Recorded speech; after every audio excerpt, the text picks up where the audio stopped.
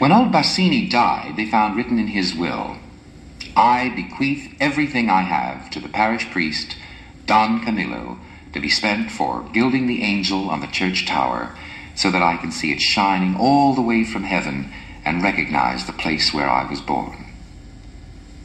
Now, the angel on top of the bell tower and, from below, did not appear to be very large.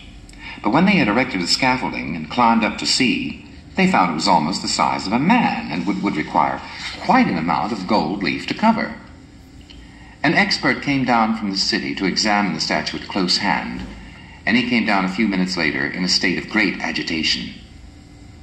"It's the Archangel Gabriel in beaten copper," he explained to Don Camillo. "A beautiful thing, straight from the 13th century.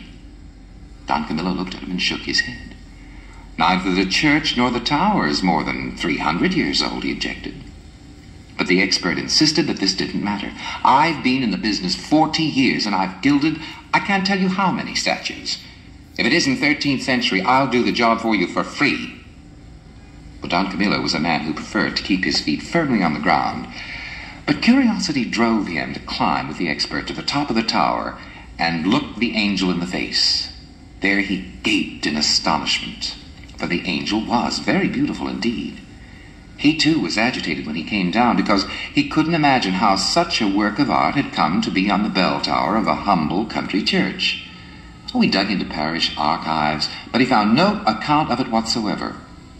The next day, the expert came back from the city with 2 gentlemen who went with him to the top of the tower, and they backed up his opinion that the statue was, beyond the shadow of a doubt, 13th century.